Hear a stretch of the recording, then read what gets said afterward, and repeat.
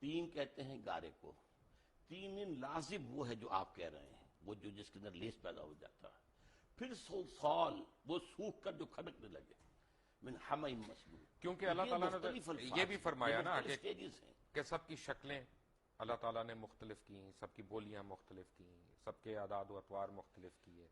تو یہ تو نہیں ہو سکتا نا کہ میرا بیٹا جو ہے وہ بالکل مختلف شکل کا ہو، مختلف آپ رنگت کا کا. بیٹا تو نہیں، لیکن آپ کا پڑ پوتا سکڑ بوتا ہو سکتا. نہیں یہ لیکن جس طرح کی ریسز بنی ہیں، تو چائنیز بھی races ہیں، یہ جاپنیز بھی ہیں. By the passage of time, by the passage of time climatic effect ہوئے ہیں، مختلف علاقوں کے اثرات ہوئے ہیں، اس سے یہ ہے کہ شکلیں بدلی، رنگ بدلے. انسان کو چھوڑ دیں ایک سیکنڈ کے لیے. اچھا. جانور کیسے آئے؟ جی جانور تخلیق سے آئے. تخلیق سے آئے نا. ہاں. کیا ہر جانور پسلی سے نکالا گیا؟ نہیں، پسلی سے تو میں نے اس بات کو بھی نہیں مانا. کیا ہر مچھلی پسلی سے نکالی گئی اس کی مادہ؟ نہیں نہیں بالکل نہیں. تو یعنی اس کا مطلب یہ ہے اللہ ڈاکٹر تعالیٰ کی صاحب، تخلیق کا عمل تھا اور اس کے بارے میں ایک ایوولوشنری پروسیس کو مانا جا سکتا ہے. میں تھوڑا سا کنفیوز ہو گیا. جی میں اصل میں طالب علم ہوں، میں سیکھنے کی کوشش کر رہا ہوں کہ قرآن مجید جیسا معجزہ ہمارے پاس موجود ہے اور اسٹرینتھ میں ہمیں بائبل کی سٹوریز لینی ہے اس کو انٹرپریٹ کرنے کے لیے. بھائی بس اسٹوریز کون لیتا ہے قرآن مجید کی؟ ہم کہہ رہے ہیں نا کہ اس کو آؤٹ رائٹلی ہم ریجیکٹ نہیں کر جی. سکتے. آپ نے کہا نا کہ اس کو آؤٹ رائٹلی ریجیکٹ نہیں کر اگر سکتے. وہ قرآن کے بیان میں فٹ بیٹھ رہی ہو تو میں نے تو قرآن کا بیان آپ کو سنایا ہے کہ میں جب اس انسان کو تیار کر لوں اور اس میں اپنی روح میں سے پھونک دوں تب گر پڑنا اس کے سامنے سجدے میں. وہ روح جو ہے جس کا خاص تعلق ذات باری تعالیٰ کے ساتھ ہے. اچھا جب یہ سجدے میں گرے تو ملائکہ سارے، جن کا سردار اس وقت ابلیس تھا، تو وہ فرشتہ نہیں تھا، نہیں جن تھا، جن. لیکن سردار تو تھا. کان من الجن، سردار ٹھیک بھی ہے. نہیں تھا. لیکن اس وقت اشرف المخلوقات تو تھا. اس کو یہ کہا جا سکتا ہے کہ وہ اپنی عبادت اور ریاضت اور علم میں نمایاں ہو گیا تھا. ابلیس نے سجدے سے انکار کر دیا. جی. تو اگر یعنی ٹیکنیکلی میں دیکھوں تو ابلیس شرک سے انکار کر رہا تھا. شرک سے انکار کر رہا ہے ظاہری شکل میں، اور اللہ کا انکار کر رہا ہے اس کا حکم نہ مان کر. وہ تو کفر ہو گیا. بس تو کفر ہو گیا پکڑ کہاں پہ ہوئی؟ ہے. پکڑ کہاں پہ؟ کفر پر.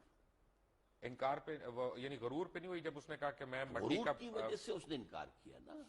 اس کے اندر جو ہے ابا واستکبر وکان من الکافرین، اس نے استکبار کیا. اس نے صاف کہا خلقتنی من نار وخلقتہ من طین. بالکل صحیح. خدا تو نے مجھے تو بنایا ہے آگ سے، اس کو بنایا اس کو بنایا مٹی سے، وہ بھی لیسدار مٹی سے. تو طے یہ پایا لیس دار کا دس دوبارہ آپ لے آئے. میں نے آپ کو بتایا تھا میں کہ لے وہ آیا. ایک لفظ ہے. تراب بھی ہے جس کے معنی صرف مٹی ہے، تین بھی ہے جس کے معنی گارا ہے، تین لازم کے وہ معنی ہے جو آپ کر رہے ہیں. تراب ہے. ثم قال له کن فیکون. ہاں تو لیکن تراب صرف مٹی کو کہتے ہیں. یہ لیسدار ویسدار کہاں سے لے آیا آپ اس میں؟ وہ لیسدار اس میں ہے، تین لازم. جو آپ کہہ رہے ہیں وہ سورۃ المومنون میں ہے، 12 نمبر آیت میں ہے کہ ہم نے انسان کو مٹی کے ست یا جوہر سے، اسے سوکھی مٹی سے اس سے بنایا. من سلالۃ من طین. جی. اور سورہ سجدہ کی آیت نمبر 7 میں بتایا گیا ہے کہ جو بھی چیز اس نے بنائی خوبی بنائی، اور انسان کی تخلیق کی ابتدا مٹی کے گارے سے ہوئی. گارے سے. تین. ٹھیک ہے نا. ابھی اس میں لیس نہیں آیا، آپ نہ ایڈ کیجیے لیس اس میں. لیس آئی سورہ صفت میں، ٹھیک ہے. آیت نمبر 11 میں. صفت کوئی صورت نہیں ہے قرآن کی. صاف سوری، میں آپ سے سیکھنے کے لیے تو بیٹھا ہوں یہاں پہ. میں سکھا رہا ہوں نا، میں بھی سکھاؤں گا آخر. بالکل. آپ سکھاتے جائیں، ہم سیکھتے جائیں گے. تو اس کا مطلب ہے کہ غرور اللہ کو نہیں پسند. بالکل. تو جب ہم یہاں پہ بیٹھتے اللہ کے حکم سے انکار اللہ کو پسند نہیں ہے. اللہ کے حکم کے غرور ہو گیا چاہیے. غرور تھا، حسد تھا، اس لیے کہ وہ سمجھتا تھا کہ میں اعلیٰ ہوں. حسد تو بڑی عورتوں والی صفت ہو گئی. نہیں، مردوں میں بھی ہوتی ہے. اچھا، تمام یہودیوں کے بارے میں قرآن کہتا ہے حسدم من انفسہم. اے مسلمان، جو تم سے حسد کی بنیاد پر یہ چاہتے ہیں کہ تم سے یہ نعمت جو ہے اسلام کی وہ چھن جائے.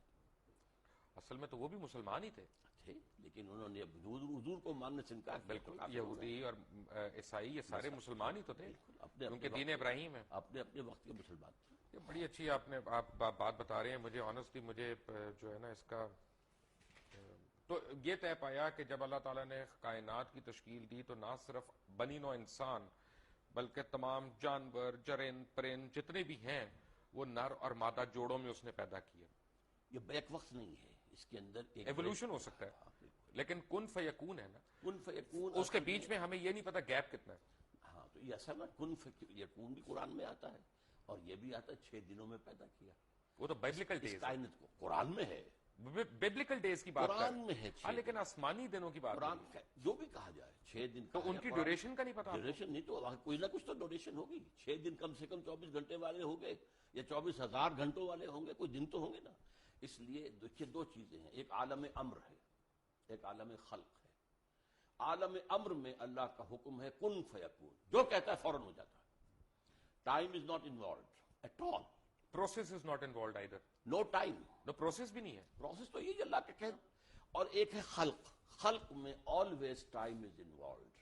آسمان و زمین 6 دن میں پیدا کیے، بچہ ماں کے پیٹ میں 9 مہینے میں تو یہ تو اولڈ ٹیسٹمنٹ آپ مجھے سنا رہے ہیں، نہیں قرآن بتا رہا ہوں۔ اولڈ ٹیسٹمنٹ شروع اس طرح ہوتا میں ہے، تو قرآن and مجید کا on the day 1 Lord said let there be water and there was water, on the day 2 Lord said let there be light and there was light۔ میں نے تورات پڑھی بھی نہیں ہے زیادہ، لیکن یہ کہ میں سمجھتا ہوں کہ بہت سی چیزوں میں اتفاق ویسے ہے ہمیں تورات۔ پڑھنی چاہیے تورات، ٹھیک ہے۔ تورات بھی اللہ کی کتاب ہے، ہماری کتاب ہے، ہم why do we have to be absolved from it؟ نہیں ہم یہ نہیں کہتے، لیکن یہ زیادہ جس کو میں کہہ رہا ہوں میرا موضوع ہم نہیں اور ہے، ایسی لیکن میں نے جو کچھ پڑھا ہے تو مجھے اس کے اندر کوئی تضاد نظر ہم نہیں اور آیا۔ ایسی پڑھ ایک ہی بات کی تضاد نظر آیا۔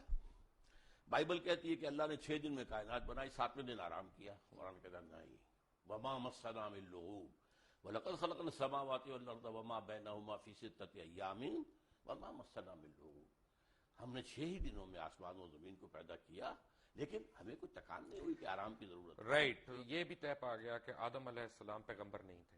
جس نے کہہ دیا آپ سے؟ کہاں پہ سے؟ میں نے تو کہا، سورہ آل عمران کی آیت کا حوالہ آپ کو دے رہا ہوں، ان اللہ اصطفیٰ آدم و نوحا وآل ابراہیم وآل عمران علی العالمین۔ یہ تمام سلسلے جو انبیاء کے ہیں ان میں سب سے پہلے نام آدم کا ہے، آدم کا ہے، لیکن آدم وہ first آدم نبی۔ وہ اس مخلوق میں سے ایک شخص چنا نکلا گیا۔ گیا، پھر اس کے بعد ان کی اولاد ہونی تھی، ٹھیک زمین پہ ہے، بھیجا۔ بریک میں آپ سے بات کر رہا تھا سورہ غاشیہ کی ایک آیت کی، میں آتا ہوں اپنے اصل موضوع کی طرف۔ بیٹے کل میں اس پہ غور کر رہا تھا، آپ مجھے تصحیح کرتے جائیں اگر میری وہ آیت زبانی مجھے صحیح یاد نہ ہو۔ افلا ینظرون الی الابل الی الابل کیف خلقت کیف خلقت، والی السماء کیف رفعت۔ میں یہیں تک خلقت تک، کیونکہ یہ بڑی ایک میرے لیے معنی خیز آیت تھی، کیونکہ پڑھے تو ہم نے کئی دفعہ ہے، لیکن کل جب میں اس کا ترجمہ بھی دیکھ رہا تھا تو میں نے کہا یہ اللہ تعالیٰ نے اس میں جیسے کہا کہ جی ہم نے کیا تم نے دیکھا نہیں، ہم نے اونٹ کو پیدا کیا، کیسا بنا؟ کیسا بنایا؟ تو اونٹ کو پیدا کرنے کا میں نے کہا اللہ تعالیٰ نے کیوں تشبیہ دی ہے؟ اس لیے دی ہے کہ عرب جو ہے وہ جس چیز سے واقف تھا اور جس سے دن رات اس کا واسطہ تھا، اس کے اندر جو حکمت تخلیق ہے اللہ کی، صحرا کا جہاز اسے کہتے ہیں، ایک ہفتے پانی اسے نہ ملے اسے پرواہ نہیں ہے، کھانے کو نہ ملے اسے پرواہ نہیں ہے۔ پھر وہ جو ہے اس کی اتنی اونچی گردن کر دی گئی ہے کہ کیکر کا درخت کوئی ہو سامنے اس کو جو اس سے اپنا ناشتہ کر لیتا ہے۔ تو یہ ساری چیزیں در حقیقت یہ ہیں کہ اللہ تعالیٰ کی تخلیق کے اندر حکمت جو مثمر ہے کہ جس علاقے کے لیے اس کو رہنا ہے اس کے لیے وہ کس قدر مناسب ہے اور وہاں کے لوگوں کے لیے کس قدر مفید ہے۔